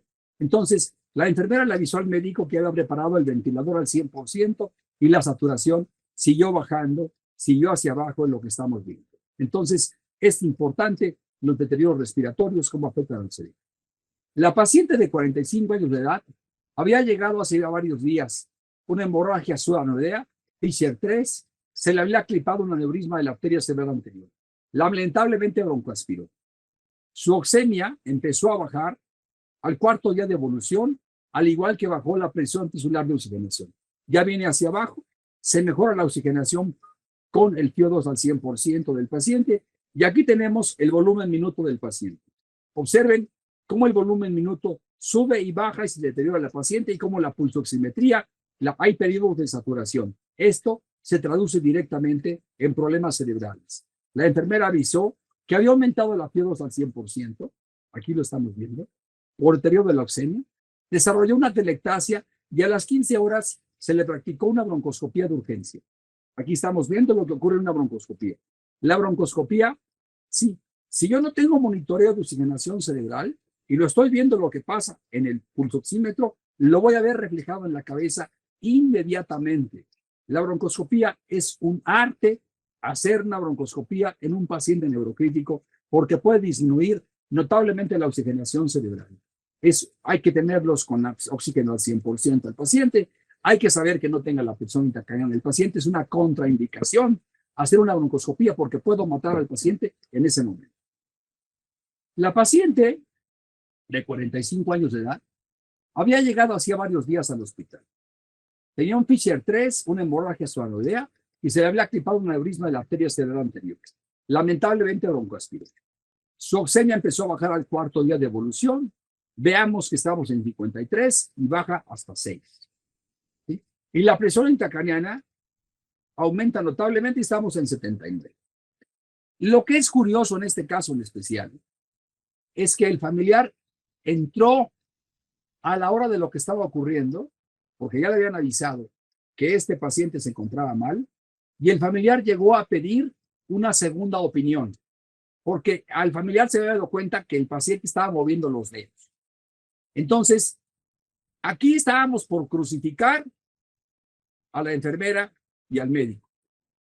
Si el paciente había estado moviendo los dedos anteriormente, en forma espontánea, y tenía estas presiones intracraneanas elevadísimas, la enfermera trató de tranquilizar al familiar, le explicó lo que estaba ocurriendo en el paciente y que estaba muy mal la presión intracraneana. Con el paso de los días, el paciente llegaba y veía el monitor en cuanto estaba la presión intracraneana. Entonces, previamente había visto que movía los dedos y la enfermera dijo, pues si la presión intracraneana está hasta el momento, lo que voy a hacer va a ser hiperventilar. Y la frecuencia respiratoria se la llevó hasta 40. Desconectó al paciente del ventilador, lo conectó con el ambú y bajó la presión intracraneana hasta 24. La respuesta es inmediata. Es la mejor maniobra para manejar en crisis hipertensivas. Pero nuevamente, otra vez, la presión intracraneana sube. Es un paciente con alteraciones en la autorregulación vascular cerebral. Ya habíamos visto que aumentos bruscos de la presión intracraneana y continuos se asocian al deterioro de la oxigenación en forma importante y que así podremos hacer el diagnóstico de alteraciones en la autorregulación vascular cerebral. El último mecanismo que se pierde de la autorregulación vascular cerebral es el de CO2. Ese mecanismo del CO2 es tan capaz de bajar la presión intracraneana, pero se pierde muchísimo después la reactividad al CO2 y se pierde antes el metabolismo y se pierde la oxigenación cerebral en el paciente. Aquí lo estamos viendo, nos está avisando que está perdida el cambio porque nuevamente regresa la presión intracraneana al efecto que tenía en pocas horas. Este cambio en la autorregulación vascular cerebral producido por el CO2, por el cambio en la hiperventilación, me está avisando que el paciente tiene cambios en la autorregulación vascular cerebral importantes. La reactividad al CO2 es un mecanismo tardío que se pierde, pero es de los últimos mecanismos que me están hablando de que todavía hay vasos que se pueden vasoconstreñir con los cambios en el CO2. Disminuye. Entonces ya tenemos varias formas de tratar de estudiar a la autorregulación vascular cerebral. La presión de perfusión cerebral cayó hasta 2. Esto es lo que pasa cuando ustedes atienden un paciente en paro. Cuando el paciente hace fibrilación ventricular, vean aquí cómo se viene abajo la oxigenación, en los rombitos que estoy viendo, se viene hasta abajo la oxigenación tisular y la presión intracraneana se sube inmediatamente por el periodo de reflujo que hay en forma importante del paciente. La presión de perfusión cerebral aumenta muchas veces después del paro cardiorrespiratorio. La oxigenación cerebral se viene hacia abajo notablemente en el momento del paro. Esto es un momento de observación, el que tuvimos que atender al paciente de la cama número 3. Entonces, haciendo un resumen de las alarmas para el personal de enfermería, cardiografía es importante, variaciones superiores a 5 milímetros de mercurio, temperatura es importante cuando monitorizamos hacemos hipotermia y checar los antecedentes de cirugía descompresiva. Hay una lista enorme de variables que podríamos tomar en cuenta, que son cuidados de enfermería, como es el amortiguamiento de la onda de pulso, el incremento inmediato de la presión arterial al ingreso de quirófano, los signos de infección, la pérdida de líquidos cefalorraquídeos. Cada una de estos cuadritos, este cuadrito, este simple cuadro, me puede decir cómo va a cuidar una enfermera al paciente de la cirugía descompresiva. Es un éxito manejar una cirugía descompresiva, pero involucra muchos cuidados. ¿Cuáles son los cuidados del catéter del monitoreo? La salida accidental del catéter ocurre frecuentemente cuando llega el camillero a cambiar al paciente. La ruptura o el doblamiento del catéter. Cuidados del catéter hidráulico. Esto es con un catéter intraparenquimal o subdural. Esto es con el hidráulico. El hidráulico es otra plática que hay que dar para poder estudiar bien cómo manejar un catéter hidráulico, que es el más barato. Una sonda de $2 me puede sustituir a un monitor que tengo de 1,200 y pico de dólares. Se requiere cuidados especiales para poder utilizar y saber cómo manejar. Otra plática que podríamos hacer es solo drenaje ventricular. Es largo de platicar, es importante lo que hay que hacer. A esta chica, a esta enfermera, a Fabiana, yo le emprendí a hacer un checklist de las medidas que vamos a hacer y este checklist lo tenemos que seguir. Otra forma de hacer y de estudiar es correlacionar la tomografía contra los cuidados. Esto es otra plática de poder estudiar, enseñar a la enfermera lo que podemos utilizar. Entonces, esta imagen de cómo codificar una tomografía y cómo enseñarles a estudiar, a relacionar la tomografía con los cuidados, es otra maravilla. A mí me tocó estudiar con este señor, con Andrew Mas. Les doy las gracias. Toda esta información también la sacamos de otros países, de Japón. Entonces, hasta aquí les quiero dar las gracias y a ellos mi tributo. Muchísimas gracias a todos ustedes.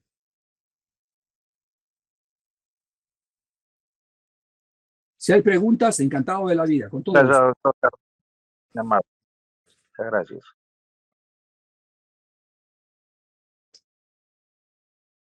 ¿Alguna pregunta en especial? ¿Algún comentario?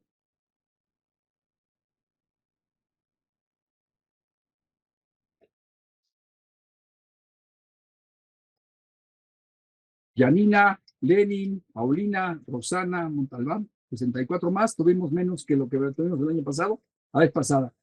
Espero que esta plática les sirva y que podamos seguir platicando con ustedes para poder darles cuidados, que eso es lo que nos saca adelante en la vida.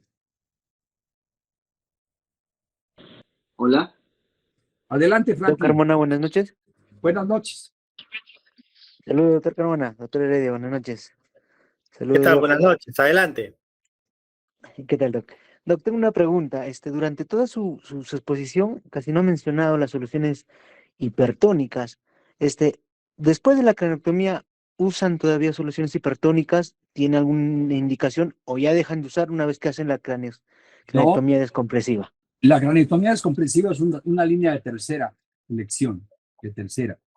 Los criterios de monitoreo de la craneotomía descompresiva en cráneo cerrado son diferentes de los que tienes en cráneo abierto.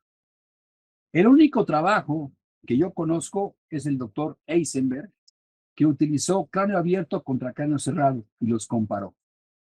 Normalmente, después de una craneotomía descompresiva, la presión intracraneana desciende rápidamente y baja y se mantiene así un día, una cosa así, baja la presión. Si vuelve a subir la presión intracraneana, tú tienes que descartar por qué pasó eso y tienes que correr a utilizar una tomografía, se vuelve a subir, para descartar que el paciente tuvo una masa que protruyó del cerebro sano hacia el cerebro enfermo. Esa es una situación que puedes descartar. Eisenberg decía que con cráneo cerrado es diferente que con cráneo abierto. Tú tienes cráneo abierto en el paciente y decía que bastan 15 minutos de elevación de la presión intracraneana con cráneo abierto por arriba de 30 para que el paciente puedas utilizar otros fármacos, lo puedas meter a coma barbitúrico. Entonces, siempre utilizamos los fármacos anteriores que estábamos utilizando y va retirando primero los fármacos y la craneotomía me está guiando a lo que voy siguiendo en el paciente. Siempre hay que seguir la línea anterior que tenías y luego dices, con la craneotomía ya mejoró. Y luego vas retirando poco a poco los fármacos.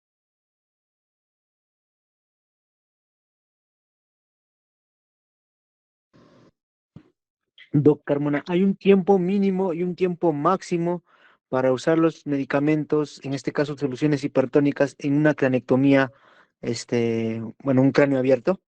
No, no existe un tiempo máximo, no un tiempo mínimo. Tú tienes que tener valores, no por el tiempo, sino guiarte por la mejoría del paciente. No es en base a tiempos, es en base a la evolución del paciente lo que te va a decir. ¿Sí? Cada paciente es diferente, cada cráneo es diferente. Si fuera por tiempos, sería muy sencillo manejar pacientes. Tenemos que individualizar el manejo.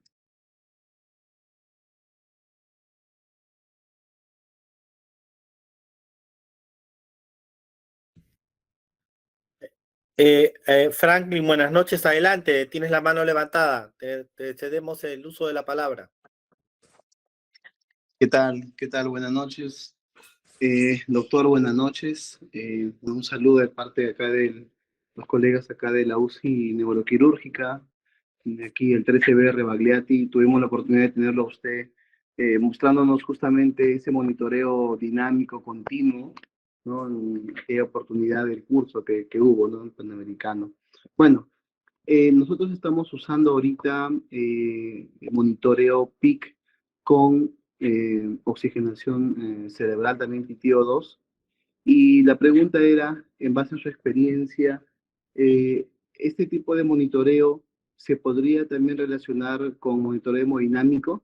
Ya que conjuntamente hacemos también el monitoreo hemodinámico invasivo. ¿Qué variables en cuanto a la perfusión cerebral sería más importante de impacto clínico?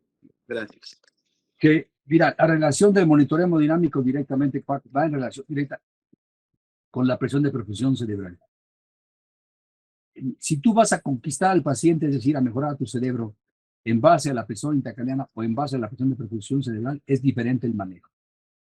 En las gráficas que yo te mostré anteriormente, viste que había pacientes que tenían una adecuada presión de perfusión cerebral alterada, ¿sí? O alterada.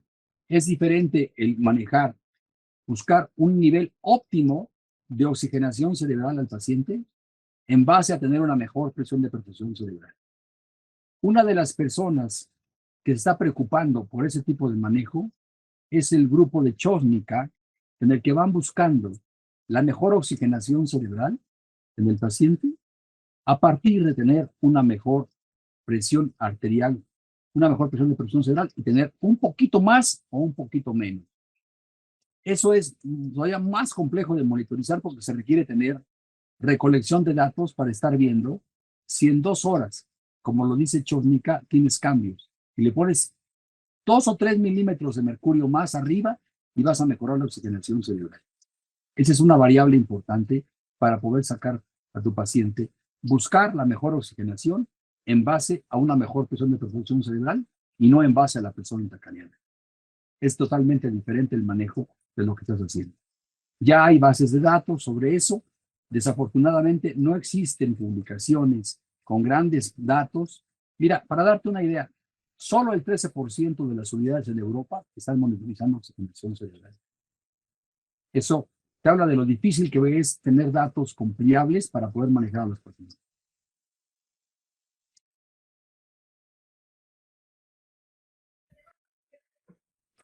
Bueno, muy bien, si no hay más preguntas. El doctor Lescano ha levantado la mano. Doctor Lescano, buenas noches, adelante. ¿Cómo está, profesor Carmona? ¿Cómo está? Buenas noches. Estoy acá yo en el hospital de guardia. ¿Me escuchan? Sí, aquí estamos para servirle. Solamente quería hacer una consulta, una pregunta a propósito de lo que ha mencionado Franklin, ¿no? Para tratar de mejorar primero, para tratar de mejorar la oxigenación cerebral. Solamente incremento de presión arterial, independientemente de si eso me genera con el uso de vasopresores, vasoconstricción sistémica, o yo tengo que garantizar que haya una mejora del flujo sanguíneo sistémico para que haya una mejora también de la perfusión cerebral. Y la monitorización de la oxigenación cerebral con PTO2, o también le sirve el NIRS a nivel cerebral para tener... El NIRS no ha tenido la suficiencia en la capacidad de medir. Solamente son 2 o 3 centímetros los que alcanza a medir de la columna frontal. Nosotros hemos hecho trabajos en cerdos y les hemos bajado la presión de perfusión cerebral de los animales, hipotensándolos, y vemos que el NIRS se baja inmediatamente cuando estás en los dos, monitorizando los dos. Pero para hacer un monitoreo fino, como el que te estaba comentando, ¿sí? No es posible utilizar el NIRS, no te da la capacidad adecuada de poder ser lo suficientemente significativo. Se queda muy detrás en confiabilidad.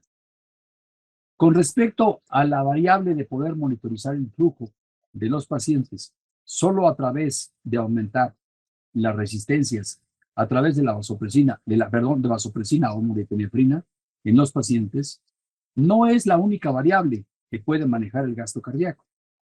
Yo lo que mejor recomendaría es tener el monitoreo, el mejor monitoreo hemodinámico a través de parámetros que te puede dar la ultrasonografía, para poder manejar uno u otro, porque no todos los pacientes tienen parámetros hemodinámicos similares. Algunos pacientes, por ejemplo, pacientes que tienen problemas pulmonares secundarios de descarga adrenérgica, por ejemplo, por aneurismas, hemorragias o anurea, esos pacientes en especial tienen problemas para monitorizarse porque no es solamente la resistencia que tienes que manejar, sino otras variables que mejorar. El monitoreo hemodinámico es selectivo de acuerdo a la patología de base del paciente. Yo quería complementar algo nada más. Hay que recordar que la mejora de la presión arterial es tal vez una de las pocas intervenciones que en el traumatismo encefalocraniano mejora la mortalidad, ¿no? A diferencia de la cranectomía descompresiva, que por ejemplo no mejora el pronóstico neurológico, solamente mejora la mortalidad, y otros tipos de intervenciones como la osmoterapia, el evitar la hipotensión, mejora la mortalidad y mejora también el pronóstico neurológico, ¿no? Es una de las pocas intervenciones que en el traumatismo encefalocraniano mejora ambas variables, mortalidad y pronóstico neurológico. Entonces, de nada nos sirve colocar osmoterapia precozmente a un paciente o hacerle una cranectomía precoz a un paciente si el paciente está hipotenso, ¿no? El evitar la hipotensión por debajo de 110 o por debajo de 90 milímetros de mercurio en la sistólica nos va a garantizar que el paciente viva más, y no solamente eso, sino que tenga un mejor pronóstico neurológico. Entonces, complementando la pregunta que hizo Franklin en el inicio, si las variables hemodinámicas tienen repercusión, pero por supuesto, el manejo de la presión arterial va a tener un impacto muy, muy, muy marcado en la sobrevida del paciente y en el pronóstico neurológico del mismo. Solamente para complementar eso y la importancia de la presión arterial en un paciente con injuria cerebral traumática.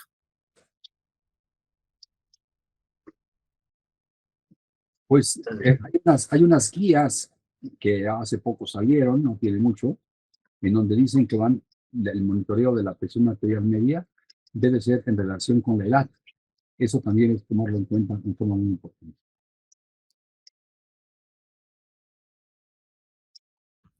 ¿Alguna pregunta más? Bueno, muy bien. Si no hay más preguntas, ya son 10:40 de la noche acá en Lima, Perú. Hemos tenido una afluencia importante de público. Quiero agradecer al doctor Carmona por su participación. Y bueno, agradecerle como siempre por su predisposición para poder colaborar con las actividades académicas en el capítulo de neurocríticos de la Sociedad Peruana de Medicina Intensiva. Muchas gracias, doctor Carmona. No sé si usted quiere agregar algo más. Yo nada más quiero darle las gracias a ustedes por toda su comprensión hacia mí, por darme la oportunidad de poder trabajar con ustedes. Quería nada más hacerles el comentario que nosotros vamos a tener próximamente. Empezamos el 1 de marzo, o sea, ya hoy, pero va a ser el miércoles, pero el próximo viernes, la primera clase del diplomado de cuidados neurocríticos. Por allá se están inscribiendo gente de Perú, los vamos a aceptar con todo gusto y vamos a tener nosotros próximamente los talleres en septiembre. Por ahí les vamos a subir la información para Carlos, que nos haga favor y podemos tomarlos en cuenta para que acudan a los talleres. Muchísimas gracias. Muy bien. No sé si el doctor Lescano quiere agregar algo más. No, solamente el agradecimiento a ustedes porque ya son conocidas las charlas de los primeros miércoles de cada mes. En Neurocríticos tienen una población cautiva, numerosa, y eso definitivamente merece felicitaciones y reconocimiento por la calidad de las reuniones y por la calidad de los ponentes que nos acompañan también noche a noche. Muchas gracias, profesor Carmona, nuevamente. Gracias, Estar con Carlos. nosotros. Carlos, el tiempo nos ha conocido a nosotros. La única persona que nos puedes juzgar es la labor que tú has hecho para echar adelante en el tiempo. Has cambiado mucho con el tiempo. Muchas gracias. No lo digo por la edad, sino porque has hecho. Gracias, Carlos. Hasta luego. Hasta luego. Buenas noches con todos. Muchas gracias, Bien. Omar. Felicitaciones. Gracias a todos por su participación y su asistencia. Un abrazo. Los espero el primer miércoles, Dios mediante, del próximo mes. Hasta luego. Gracias.